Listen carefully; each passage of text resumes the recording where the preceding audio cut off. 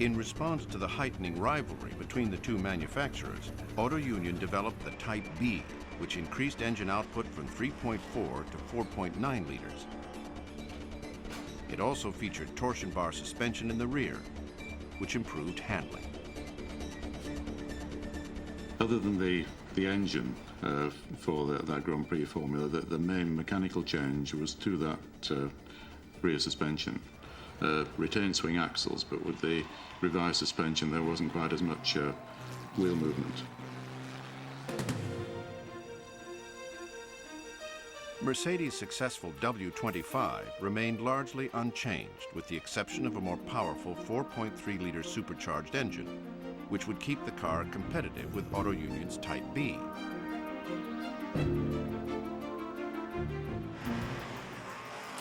In its ongoing search for drivers capable of handling their rear-engine cars, Auto Union hired Italian great Achille Varzi. When he was driving for Auto Union, another member of the team was Paul Peach, the German driver. And Varzi fell in love with Peach's wife, Ilse. Bad blood developed between the two teammates. This friction and other problems hobbled Auto Union. By year's end, they'd only managed 3 wins. In contrast, Mercedes-Benz, under the direction of manager Alfred Neubauer, put together a winning team. Mercedes-Benz always tried to get the best driver into his team. At that time, in the 30s, it was Rudolf Caracciola. Despite his Italian-sounding name, Rudolf Caracciola was not only German, he was one of the country's most legendary drivers. He earned this reputation in 1926 at the very first German Grand Prix. During the race, rain broke out, making for a treacherous run. The downpour, however, didn't seem to bother Caracciola. If anything, the wet pavement brought out the best in him. After his win, Caracciola was nicknamed Der Regenmeister, the Rain Master, and his skill in bad weather made him a tough competitor. Mercedes was happy to have such a hero on its team, and in 1935, Caracciola took the checkered flag 6 times, including wins at the French, Belgian, Swiss, and Spanish Grand Prix, earning him the European Championship, auto racing's highest honor.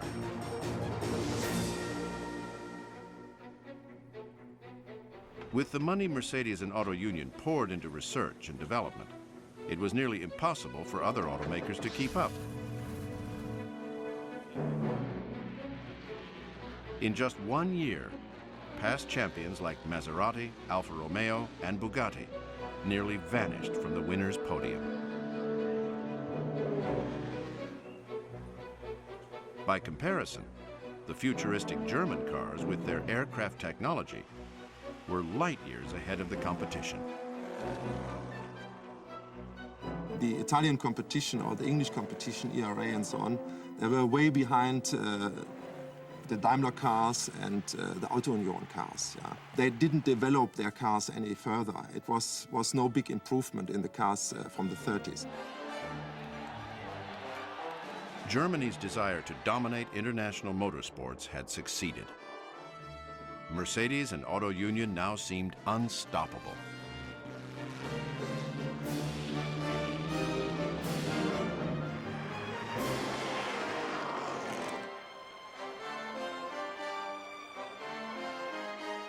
In just a few short years, the German drivers had become national heroes, and auto racing had become the most popular spectator sport in the country. The biggest race of them all was the German Grand Prix. When we talk about the crowd, about the spectators, that at these days they had 300, 400,000 spectators per race. Today we have probably 60, 80,000, and this, you would say this is a big crowd. But it was so popular in the 30s that 300 to 400,000 people came to the circuits to watch these races. It's very interesting if you think back and if you start to think about what was going on at that time.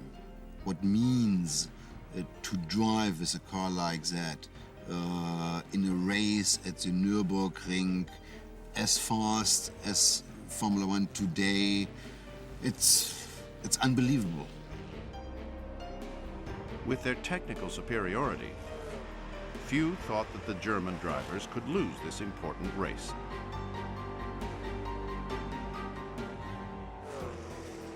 As the race began, Italian racing legend Tazio Nuvolari, in an outdated Alfa Romeo, seemed determined to prove the Germans wrong.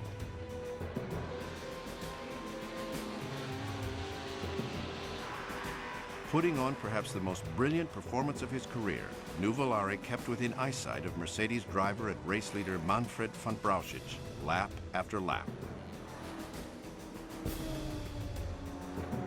In the final moments of the race, it seemed as though van Brauchitsch was about to take the checkered flag. Yet another victory for Germany. Within the last few miles of the last lap, one of his rear tyres blew out, and Nuvolari passed him to win. And it was an extraordinary and quite one of the great sensational victories of all time, no two ways about it. But it was Nuvolari's genius, basically.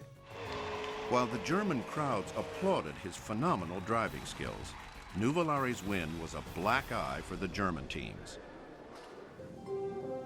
They desperately needed their own hero. Germany would soon find one, a man who had never raced a car in his life.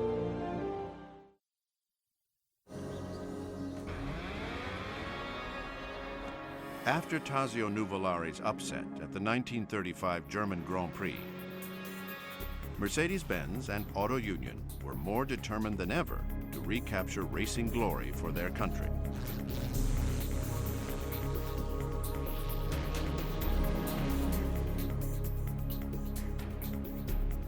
In 1936, Mercedes-Benz unveiled a newly designed car for the season, the W125.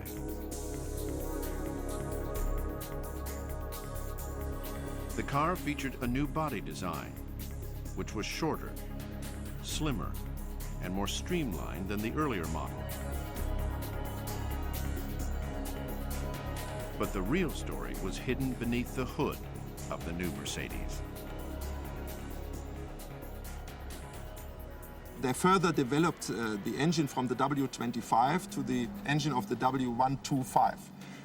They opened the bore so that the engine had a volume of 5.6 liter, the engine capacity, and at the final stage it achieved 646 horsepower, which was very, very strong. And it was the strongest car we ever built for Grand Prix sport until the 80s, when we came up with the big Group C cars.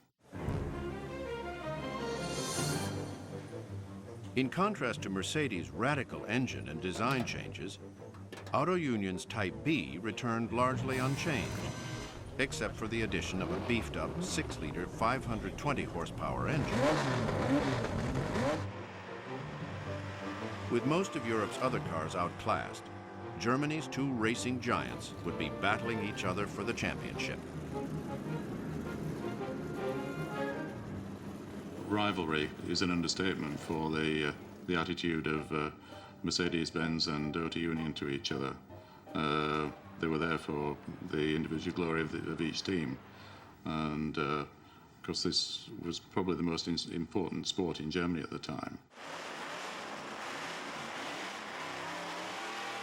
While the rear-engine Auto Union was still difficult to master, the team stumbled upon an unlikely driver who would tame the wily beast.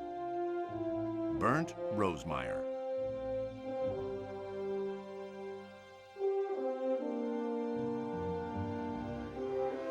Bernd Rosemeyer had been a works motorcycle racer for the DKW team, which was, of course, part of the Auto Union.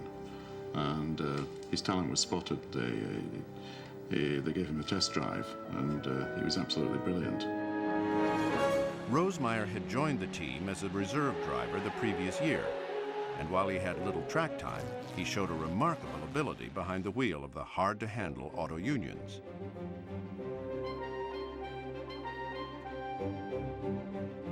He had wonderful car control because he had wonderful balance. and he'd never raced a car before. He climbed into the Grand Prix Auto Unions.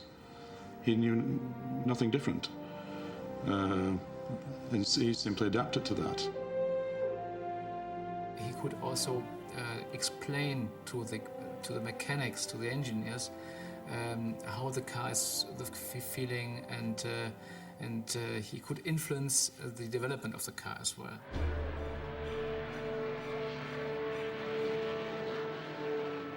Bernd Rosemeyer's extraordinary abilities were revealed in his third race, the 1935 Czech Grand Prix.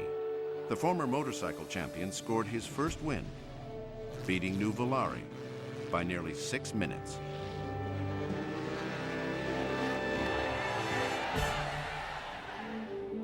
In the crowd was German aviator Elli Beinhorn. And young Rosemeyer, like most of Germany, was a fan of this beautiful flying ace.